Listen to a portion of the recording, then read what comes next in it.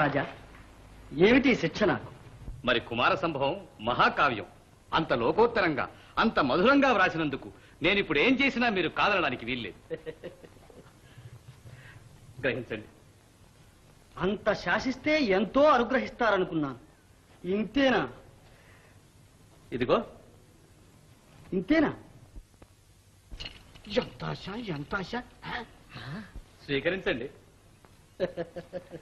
ఇంతేనా? మంత్రి, ఇంకా చూస్తారే? మహాకవి గెలుస్తారో మేమే గెలుస్తాం. మన ధనాగారాన్నంతా దోచుకురండి. అంత పని వద్దు, గెలుపు మీదే. మళ్ళీ నన్నే ప్రేమ అనుభవం విధిస్తే నేను భరించగలను తల్లి. నిన్నే నమ్ముకున్నాను, ఇప్పటికైనా గుర్తించినట్లు అనుగ్రహించవా తల్లి?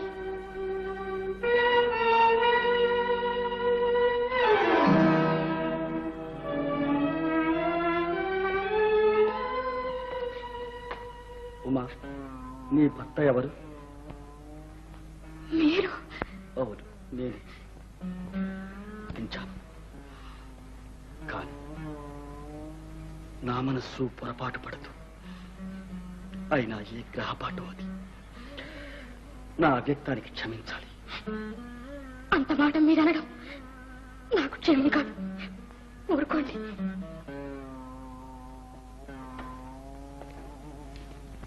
ఉమా, నీ వంటి శీలవతిని హృదయేశ్వరిగా గ్రహించి విడిచిపెట్టుకున్న ఆ మందభాగ్యుడెవరో నేను తెలుసుకోవాలి. మీ వియోగానికి కారణమేమిటి? అతడిప్పుడు ఎక్కడున్నాడు? అవన్నీ ఇప్పుడు ఎందుకులేండి. ఎందుకో నేను చెప్పలేను.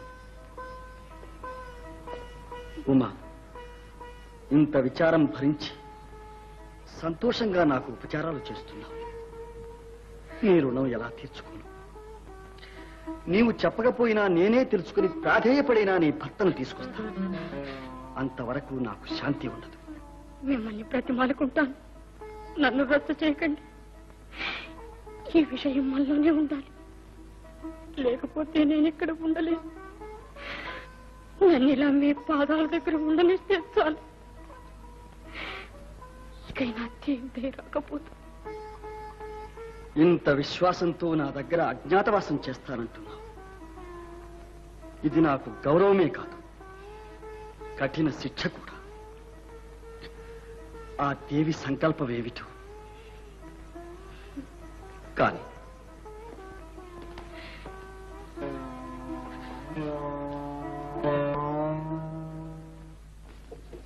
ఓహో, ఇదేమిటండో కవిగండం గారు? అబ్బాబ్బా, ఎన్ని మాటలు చెప్పాలి! గండం కాదు, గండరా గండరా అని. అది సరే గాని విలాసం, నా కవనంతో నీ భరతం, నీ భరతంతో నా కవనం రాణించేటట్టు నిన్ను వర్ణిస్తాం.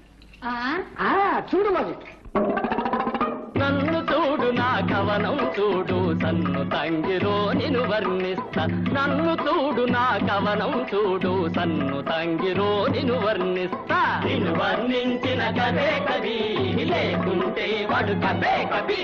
నిన్ను వర్ణించిన కవే కవి, లేకుంటే వాడు కవే కవి.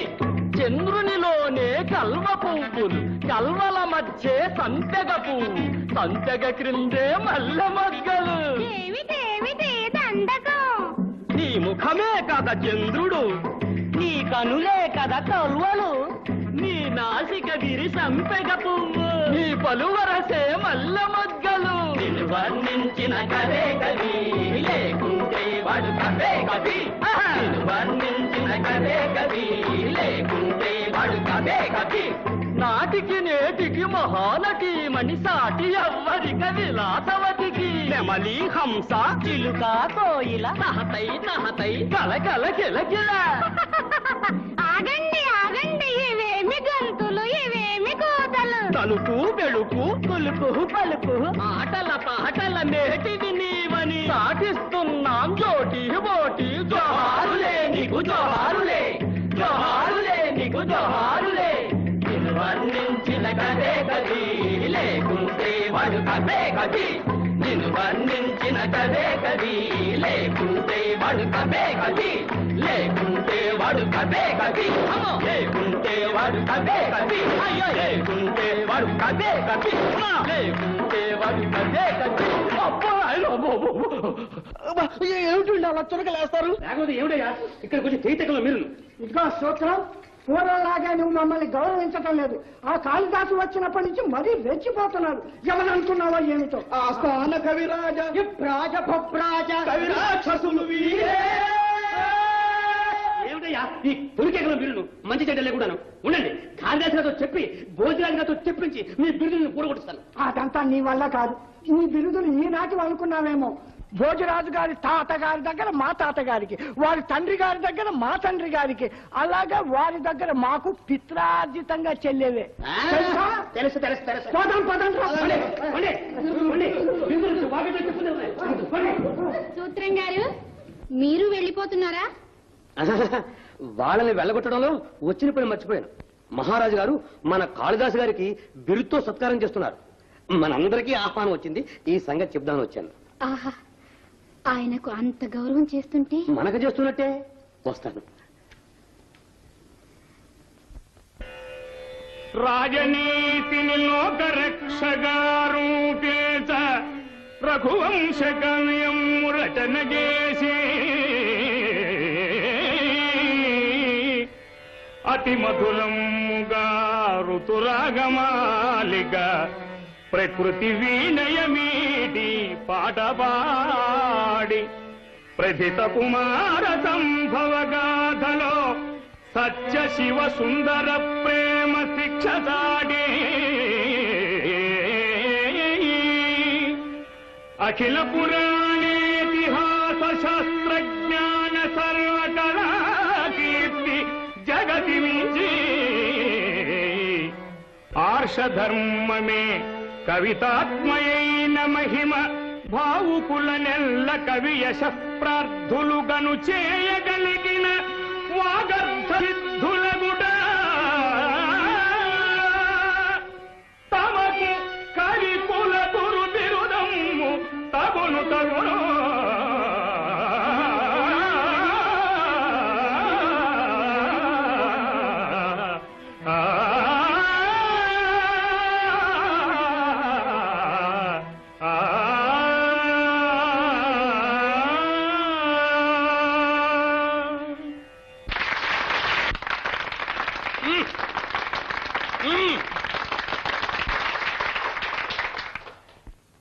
మహాకవి, ఇక మీరు కాదనడానికి వీల్లేదు. కవి ప్రపంచంలో మొదట చెప్పవలసి వచ్చిన, చివరికి చెప్పవలసి వచ్చిన కవి కాళిదాసే. చరిత్రల్ని, పురాణాల్ని కూడా ఎంతో ఆదర్శవంతంగా, రసవంతంగా, మధుర కావ్యాలుగా మలచగలిగింది మరి వీరే. చరిత్రలు పురాణాలు వ్రాయటం ఘనం కాదు, రసమంతా ఆ కథల్లోనే ఉంది. అవి ఎవరు వ్రాసినా అంత రసవంతంగానే ఉంటాయి.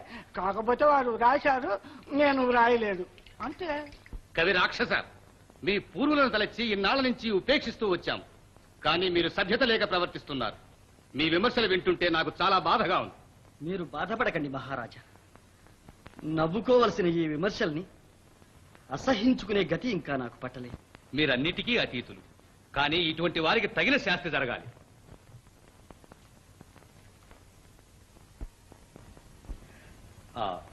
మహారాణి సమయానికి జ్ఞాపకం చేశారు. కథ ఏమైనా సరే కవితా శిల్పం రాణించేటట్లు వియోగం మీద ఒక చక్కని కావ్యం రాయించాలని మా ఆశయం. మహారాజా, ఒక మనవి. అది వీడు వ్రాయగలరేమో కనుక్కోండి. గలరా అంటే వ్రాయాలనుకుంటే గలను. అంటే అంటే అని తప్పించుకుంటారేమిటి చేతగారి మాటలు? అంటే నా చేత కాదని మీ సందేహమా? అయితే మహారాజా, నాకు అనుజ్ఞ ఇవ్వాలి. ఈ కావ్యాన్ని నేను రాస్తాను. మహారాజా, వ్రాయలేకపోతే వీరి బిరుదులు ఊడగొట్టించాలి. ఒకరు ఊడగొట్టించేదేమిటి, నేనే ఊడగొట్టుకుంటాను. మరి కాళిదాస్ గారు కూడా రాస్తారా అండి? మరి సంస్కృత సారస్వతానికి ఒక ప్రత్యేక గౌరవం రావాలంటే ఆ కావ్యం మహాకవే వ్రాయాలి.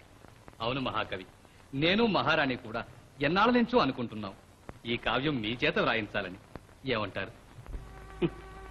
ఏమంటాను, ఈ వియోగ బాధ అనుభవించి తీరవలసింది. ఇక తీరికగా కూర్చొని ముచ్చటగా కావ్యం రాయాలంటే ఏం సెలవిప్పించండి. ఆచార్యదేవ,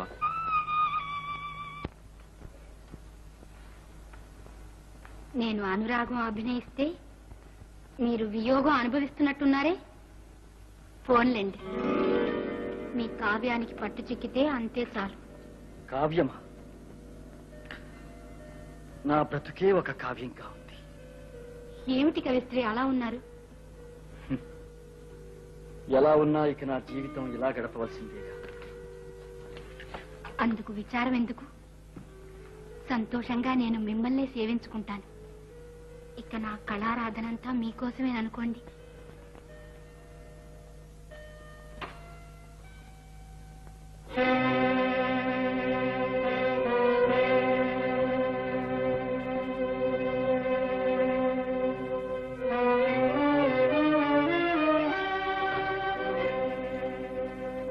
ఏమమ్మా ఇలా వచ్చారు? ఏమీ లేదు, వారిని చూడాలి. వారంటే కాళిదాసు గారేగా. వారు మిమ్మల్ని ఇప్పుడు చూడరు. మీరు నెమ్మదిగా వెళ్ళిపోతే మంచిది. కాదు, వారిని నేను తీసుకువెళ్ళాలి. వారు రారని చెప్పానుగా. ఏమిటి నీ పంతం? ఏమైనా సరే వారిక్కడ ఉండకూడదు. ఏ, ఎందుకు ఉండకూడదు? చక్కగా ఉండొచ్చు. మీకు తెలియదేమో, నేను వారిని ప్రేమిస్తున్నాను, వారు నన్ను ప్రేమిస్తున్నారు. అలా జరగడానికి వీల్లేదు. ఉండండి. ఏమిటమ్మా నీ దౌర్జన్యం? ఏదో నీ భర్తను నేను కట్టి వేసుకున్నట్టు, నువ్వు ఆయన భార్యమైనట్టు నా ఇంటికొచ్చి నన్ను అల్లరి పెడతావా? ఎవరైనా వింటే నవ్విపోతారు గాని ఇక దయచేయండి. చూస్తారే, మీకే చెప్పేది.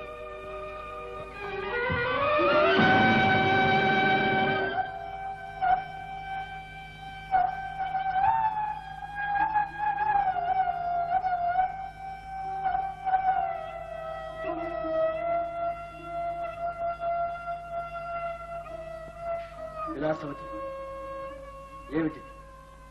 స్త్రీలు ఇలా ఆవేశపడితే నేను సహించలేను.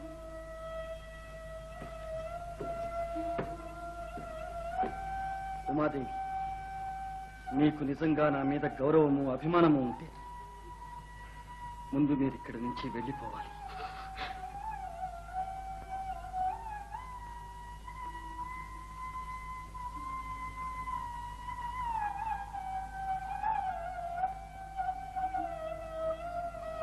ఏమిటో పాపం, ఆమె స్థితి నాకు అర్థం కావటం లేదు.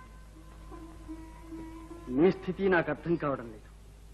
విలాసవతి, ఇకనైనా సాటి స్త్రీలను ఎలా గౌరవించాలో తెలుసుకుంటే సంతోషిస్తాను. కవిశ్రీ,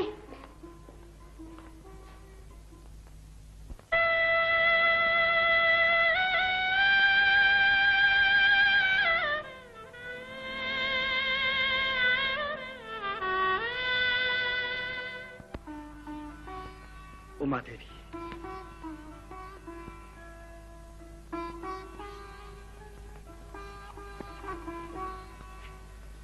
ఉమాదేవి, వివాహితమైన భర్తను ఎడబాసి నీవు వియోగం అనుభవిస్తున్నావు. అవివాహితుడనైనా నీ బాధ నేను తెలుసుకోగలిగాను. నీకు వచ్చిన ఆపద నాకు వచ్చినట్లే ఉంది. నా కోసం మీరు ఇలా బాధపడితే కాదు, ఆపదలో ఉన్నప్పుడు ఒకరినొకరు ఓదార్చుకోవాలి. గత్యంతరం లేదు. నా భావాలు ఇప్పుడు పరిపరి విధాల పరుగులెడుతున్నాయి.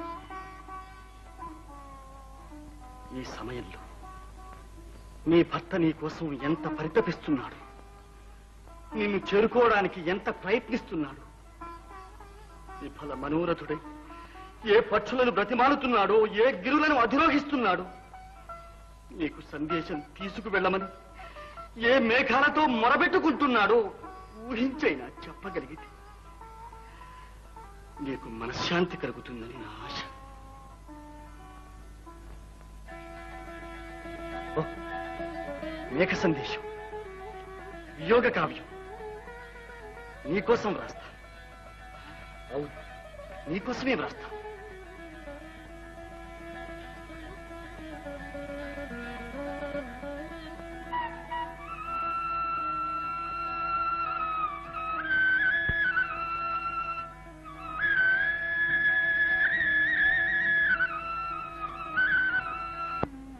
కానీ నీ విచారం చూస్తే నీకు ముందున్న ధైర్యం కూడా ఇప్పుడు ఉన్నట్టు లేదు.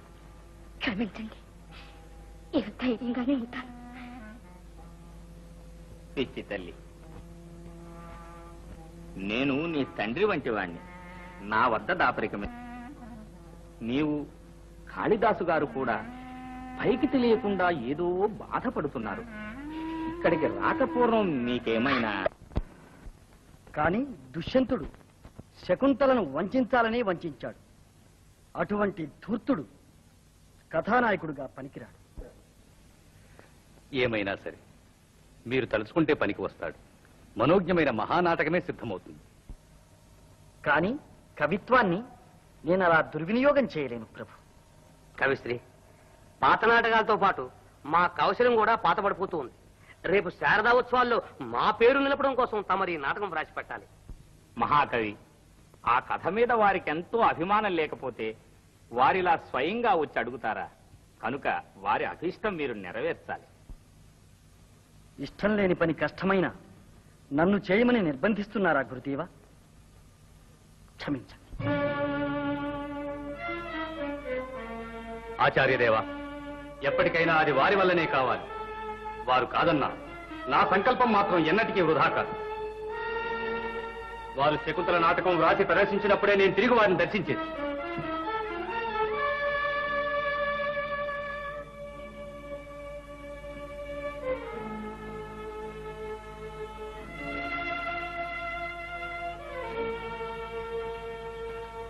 ఒక్క మనవి, వారంతగా అడుగుతుంటే మీరెందుకు రాయకూడదు? ఆ కథలో ఏమైనా దోషం ఉన్నదా? పాపం, శకుంతల ఎంత అమాయకురాలు. నాకు జాలి వేస్తుంది. మిమ్మల్ని చూస్తే నాకు జాలి వేస్తోంది. ఆ సీతాదేవి నాటి నుంచి చూస్తున్నాను. మీ స్త్రీలకు భూదేవిని మించిన సహనం ఉంది. అది దోషమంటారా? అవును, అందుకే పురుషులు అంత సులభంగా మిమ్మల్ని వంచగలుగుతున్నారు. ఆ వంచనలో అందరినీ మించినట్లు నిండు కొలువులో భార్యనే భార్య కాదన్న భర్త దుష్యంతుడొక్కడే. పురుష జాతికే కళంకం. ఏ కారణంతోనూ విడిచిపెట్టడము కాదు, చనిపోవడము కాదు. బ్రతికుండి బుద్ధిపూర్వకంగా భార్యనే భార్యవు కాదన్న ఆ భర్తను ఒక కథానాయకునిగా చాటి లోకానికి ఎలా చూపించమంటాం? ఎలా ఏముంది? ఏ శాపము పరము మనస్సుకు మరుపు కలిగి భార్యను గుర్తుపట్టలేని స్థితిలో ఉంటే ఆ భర్త దోషమేమిటి? ఓ, అద్భుతంగా ఉంటుంది. ఉమాదేవి, ఇక నాటకం నడిపిస్తాను చూడండి. శాకుంతల, అభిజ్ఞాన శాకుంతల.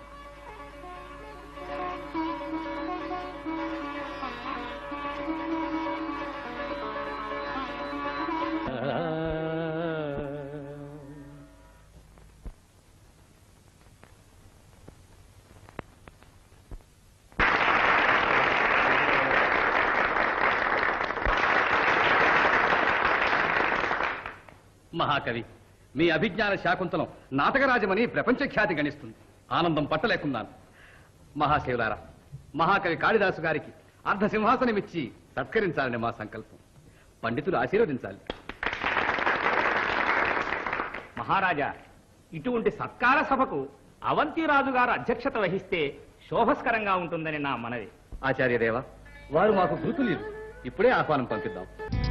కాసేపు కళ్ళు మూసుకోవేమో చెలి, ఓ కబురే చెప్తా, చూపులతో చెప్పు కబురు ఏదో. కాసేపు చెంపని మరనివేవో చెలి, చిత్రం చూపిస్తా, దూరంగా చూపు చిత్రమేదో. కాసేపు వంపు సొంపు చూడని చెలి, ఓ కవితే రాస్తా.